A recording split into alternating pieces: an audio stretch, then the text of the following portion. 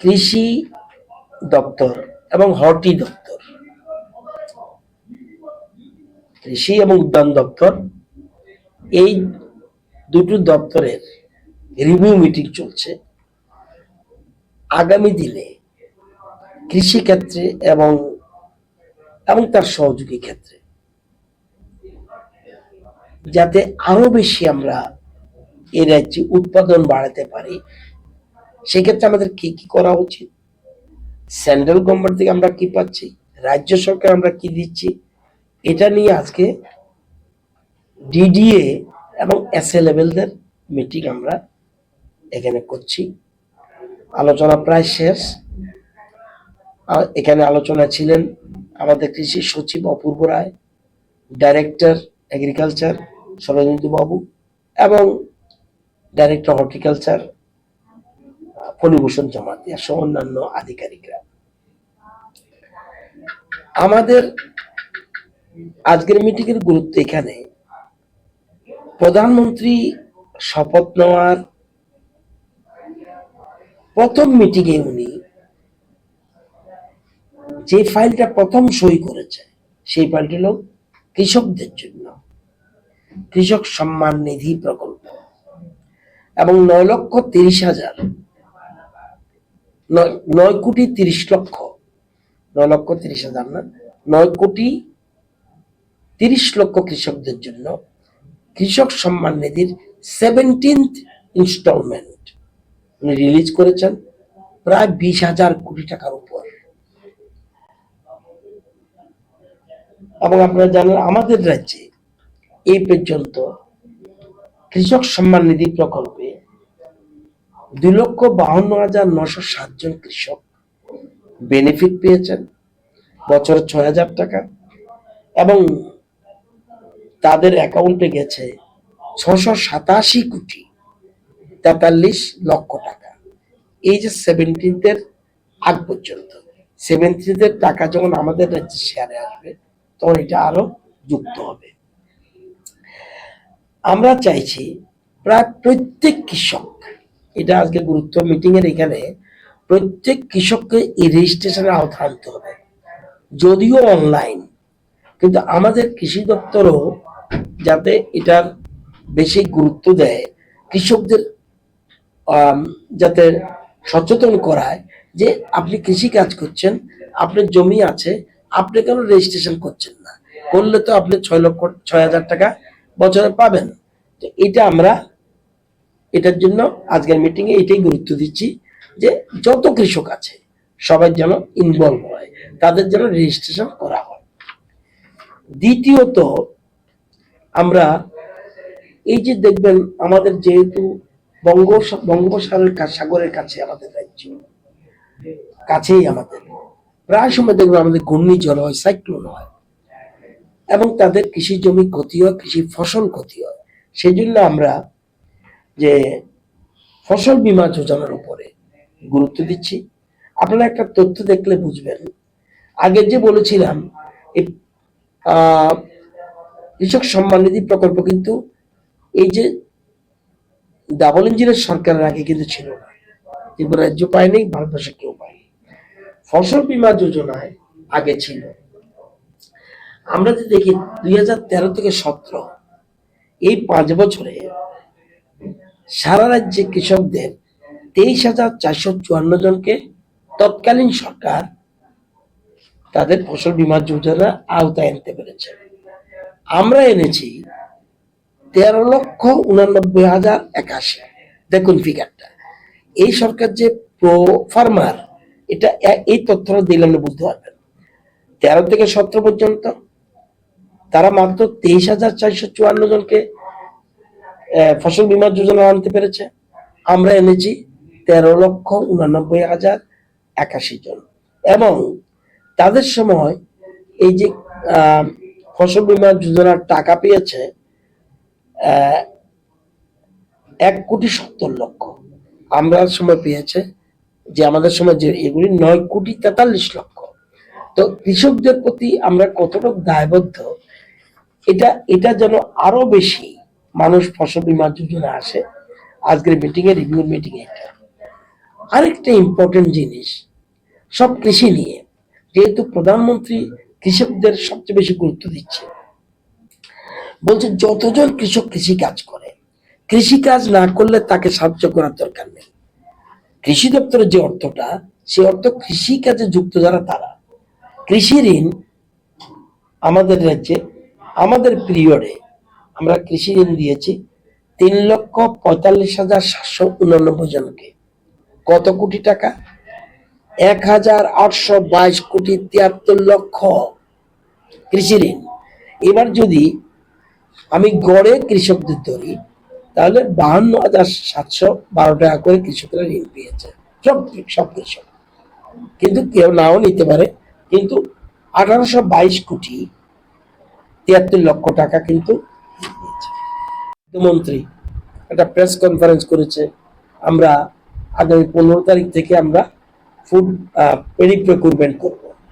আপনারা জানেন এই পেডি প্রকিউরমেন্টের খাদ্য দপ্তর পারচেজ করে, সমস্ত কাজটা করতে হয় কৃষি দপ্তরের লোকদের। এবং এই জন্য আমরা জোলাইবাড়িতে এটা সেন্টারটা প্রথম করেছি, এবং ওই দিন থেকে সব জায়গায় পারচেজ করা হবে। এবং এই পর্যন্ত এটা কিন্তু আমাদের সরকার আসার পরে এই রাজ্যে এটা শুরু হয়েছে, আগে ছিল না। আমরা বারবার বলেছিলাম বিধানসভায়, তৎকালীন মুখ্যমন্ত্রী মানিক সরকার এটা গুরুত্ব দেয় না।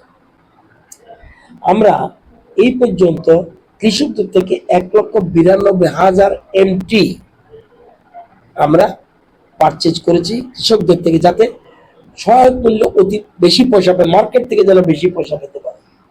এবং এতে আমাদের রাজ্যের কোষাগার থেকে টাকা গেছে 371,79,00,000। এবং আমরা জানি আমাদের যেমন শরীর খারাপ হয়, জমিরও রোগ হয়, সেই রোগটা কি, সেজন্য এটা করার জন্য সয়েল হেলথ কার্ড বলে একটা জিনিস আছে। এটা আমরা এ পর্যন্ত 1,76,519 জনকে দিয়েছি। আজকের মিটিং এ বলেছি এটাকে এবছর টার্গেট করো আরো 40,000, যাতে সয়েল হেলথ কার্ড পেতে পারে। পেলে আমরা 4টা জায়গায় আমাদের এই রিসার্চ সেন্টার আছে, সেখান থেকে আমরা আমাদের ভ্রাম্যমান গাড়িও আছে, মাটি সংগ্রহ করে সেটা আমরা সয়েল হেলথ কার্ড ইস্যু করি। এটাকে আরো গুরুত্ব দেওয়ার জন্য বলছি। আমাদের এই এত কিছু করার পর আমাদের প্রোডাকশন কি বাড়ছে? ফুড গ্রেনস আমরা 22 দেশে আমরা উৎপাদন করেছি 8,42,000 মেট্রিক টন। 23-24 আমরা 8,50,000 মেট্রিক টন। আমাদের এবারের টার্গেট 24-25-এ 9,53,000 মেট্রিক টন। আমরা তাইলে যে গিয়ে তারপরেও 90,000 শর্ট থাকবে, 9,000 শর্ট থাকবে। আমরা চাইছি ধীরে ধীরে ধীরে ধীরে, এবং এর মধ্যে আমাদের আপনারা জানেন সিপাহীজলা, গোমতী, দক্ষিণ, এই 3টা কিন্তু আমরা উদ্বৃত্ত সারপ্লাস আছে, কি ভেজিটেবলসে কি ধানে। এবং খোয়াই খুব কাছাকাছি রয়েছে, ধলাইও কাছাকাছি রয়েছে, এবং উনকুটিও কাছাকাছি রয়েছে। আমরা পিছনে পড়ে আছি ওয়েস্ট এবং নর্থ।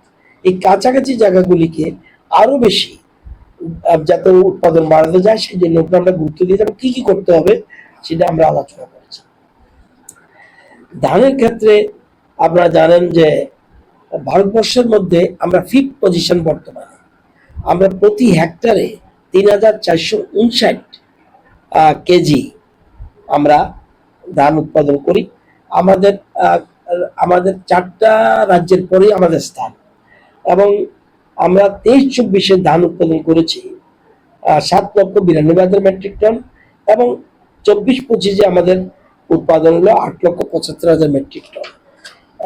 এরকম ভাবে আমরা সবটা জায়গায় গুরুত্ব দিচ্ছি। এবং আপনারা জানেন যে সারের ক্ষেত্রে একটা জেনে রাখুন আপনি, আমি কৃষকদের সম্বন্ধে বলছি, ভারতবর্ষের কোন রাজ্য সরকার, আপনারা গুগলে গিয়ে দেখবেন, ভারতবর্ষের কোন রাজ্য সরকার সারের ক্ষেত্রে সাবসিডি দেয় না। কেন্দ্রীয় সরকার সাবসিডি দেয়, কেন্দ্রীয় সরকার। কিন্তু আমরা একমাত্র রাজ্য, আমরা ইউরিয়ার ক্ষেত্রে সাবসিডি দিচ্ছি, এসএসপির ক্ষেত্রে সাবসিডি দিচ্ছি, এমওপির ক্ষেত্রে সাবসিডি দিচ্ছি। আর কোনো ভারতবর্ষের কোনো সরকার কিন্তু সারের সাবসিডি দেয় না। এবং এটা আপনাদের জানার জন্য বললাম। আরো বিভিন্ন বিষয় আলোচনা করেছি। এছাড়া আপনারা জানেন যে হর্টিকালচারে আমাদের দিন দিন ভেজিটেবলস উৎপাদন বাড়ছে। অল ইন্ডিয়াতে যদি আমরা দেখি, অল ইন্ডিয়াতে হলো 17.97 এমটি হলো প্রোডাক্টিভিটি রেট, প্রোডাক্টিভিটি। আর আমাদের কিন্তু 20.92 এমটি, আমরা 20.92 এমটি হলো আমাদের প্রোডাক্টিভিটি। ফ্রুটের ক্ষেত্রে আমরা একটু পিছিয়ে আছি এবং প্ল্যান্টেশনের ক্ষেত্রে আমরা পিছিয়ে আছি। আবার মশলা জাতীয় জিনিস যেটা, এটা আমরা এগিয়ে আছি। মশলার ক্ষেত্রে 2.09 মেট্রিক টন অল ইন্ডিয়ার প্রোডাক্টিভিটি, আমাদের হলো 5.74 প্রোডাক্টিভিটি। তো আমরা দেখবেন আগামীকাল ওমানে পাইনাপেল পাঠাচ্ছে, আপনাদের এখন নিমন্ত্রণ করে রাখছি। যদি পারি আমাদের ক্যাবিনেট মিটিং শেষ হয় তাহলে আমিও যাব আমাদের আগরতলা রেল স্টেশনে। সেখানে আমরা ওমানে পাঠাচ্ছি 5 metric ton organic pineapple, green pineapple পাঠাচ্ছি এবং এবার শুরু করছি। এরপরে আরো দুবাইতে যাবে আমাদের পাইনাপেল, সেখানে নেরামেক এবং আমাদের সহযোগিতা এটা পাঠাচ্ছি। এর আগে আমরা কাতার, দুবাই, বাংলাদেশে আমরা 32.5 মেট্রিক টন আমরা আনারস পাঠিয়েছিলাম। ওমানে প্রথম যাচ্ছে এবং ওমানে দুবাইতে আমরা এখন এবার পাঠাবো আবার কিছুদিনের মধ্যে।